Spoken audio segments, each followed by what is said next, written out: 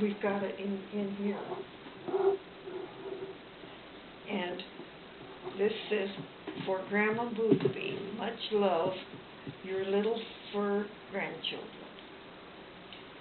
And it's Donald and John and Adam and Ryan. And is there anybody else that there should be? Okay, well then this is what we have. Because this was given to me.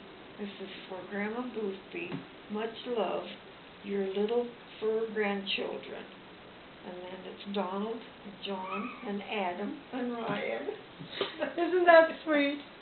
We wanted to give you something that we knew you would love. Oh, well you couldn't have given me anything that I would have loved any more than this. And I can't wait to get home and show my mother what I have. Because she does all of this too. Would you like to read it to us? Yeah.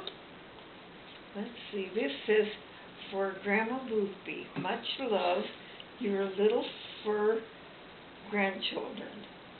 Donald, John, Adam, and Ryan. And this is the Little Fur Family. Story by Margaret Wise Brown. I don't know whether you're familiar with that name or not.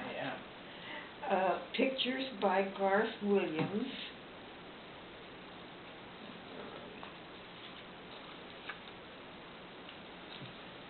Okay.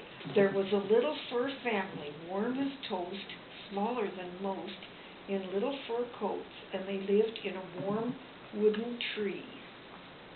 The little fur father said good morning one day, put on his hat, and went away out into his little fur world. The little fur mother bathed her fur child, and off he went to play in the wild wood where they lived. It was a wild, wild wood. Wild flowers grew all over the ground, and wild winds blew through the air.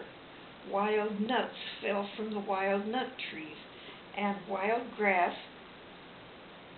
tickled the fur child's nose, tickled his nose, and made him sneeze. Kerchoo! That sneeze woke up his grandpa, who lived in a hollow stump, and Grandpa came walking, thump, thump, thump, and walked out of his hollow stump and said, bless you, my little fur grandson, every time you sneeze. Kerchoo! Bless you, said the little fur child. Thank you, said his grandpa. Then old Grandpa went thump, thump, thump, and walked back into his hollow stump, and the fur child went on through the dark and sunny woods till he came to a little river full of fish. The fish didn't have any fur, and they didn't have any feet, and they swam around under the river. The little fur child watched them for a long time. Then he reached in the river and pulled out a fish and looked at it. And then, kerplunk, he threw it back in the river. He reached into the air and he caught a flying bug and he held it in his hand and he looked at it. The bug didn't have any fur. It was shiny and had little wings. Then, zip, he threw it back in the air. Then he caught a little tiny, tiny fur animal, the littlest fur animal in the world. It had warm, silky fur and even a little fur nose. So he kissed it right on its little fur nose and put it gently back in the grass.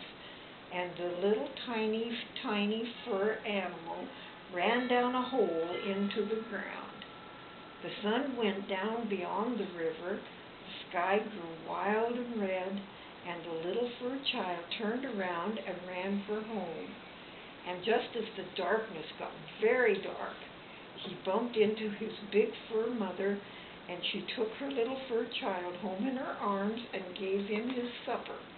And there was his father, who put him to bed, and they tucked him in bed all soft and all warm, and they held his paw and they sang him a song. Sleep, sleep, our little fur child, out of the windiness, out of the wild. Sleep warm in your fur all night long, in your little fur family. This is a song. The end. And that's the extent of what I have. Thank you. Yes.